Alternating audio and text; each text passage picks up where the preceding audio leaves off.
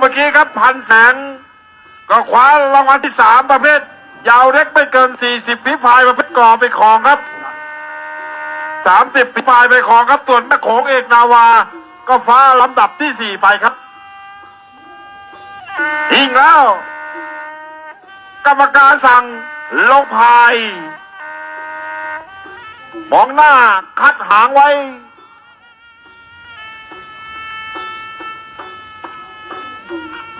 เรือทั้งคู่พร้อมปล่อยถึงจะเป็นฝีพายเรือตัวในปทุมธานีแต่ฝีพายชุดนี้ก็ข้ามฝั่งมาด้วยกันทั้งคู่เอาละครับเรามาดูฝีพายสปใส่กันในบ้านเราบ้างดูที่ว่าเรือพระครูกับเรือสใครจะเพียงพร้อมครับในเที่ยวที่2แม่อัดฉีดแรงเหลือเกินครับ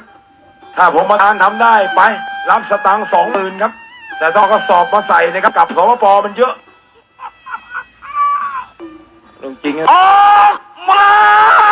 ไม่ช้าเพราะว่าเรามาดูกันดีกว่าสาดไอ้คนไทยเราไว้ในเมืองภูเขาสปปเราพายกันเต็มที่ร่องน้ำแดงเหลือพระคุณมีคำนำหน้าพร้อมประธานมากุดีทองจังหวัดปทุมธานีแต่มองตามสายตาเรือสสุภชัยนอกคำหรือว่าทีมงานของท่านสเต่าหัวสมัยเหลือพระภัยแรงแสงมาเรือสไล่บทเลยแต่ที่แน่ๆคนจังหวัดพิจิตรสะ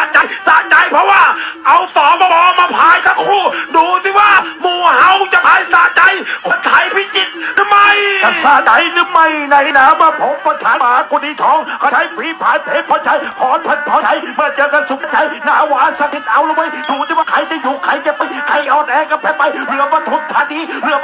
ทั้งคู่แต่ใช้ฝีพายของพี่น้องชาวสปปเราในจังหวัดสุภชัยปอนำน้องเจอกับผมประธานกับสุภชัยผมเบียดเสียดสีแล้วดูสิว่าบทเบียดเสียดสีกันมาเอาไว้เรือคู่นี้ดูไม่ออกบอกไม่ได้ว่าใครนะใครระวังทุกประชายปอนำโจ้กันจะหนีแต่หนีไม่พ้นในเมื่อพรหมประธานไล่กวดตลอดไม่ปล่อยด้วยไปให้ไกลดูที่ว่าอีกข้างความเล่นใครจะเข้าเส้นชัยอย่างนี้แล้วก็ศึกว่าสปปเราแต่เรือปทุมธานีด้วยกันทั้งคู่ลงน้ำแด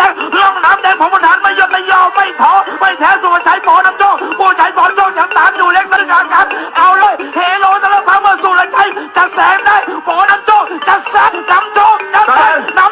แสงนำโชคเป็นยังไงฮะจะแสงได้ครับพี่น้องครับได้ไม่ได้เดี๋ยวรอผลการตัดสินจากคณะกรรมการสักครู่ครับ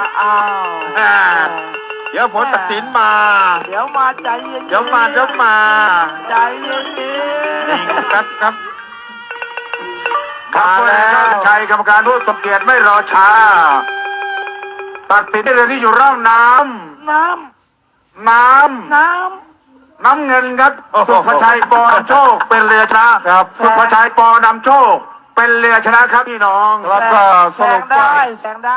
สุภชัยปอนำโชค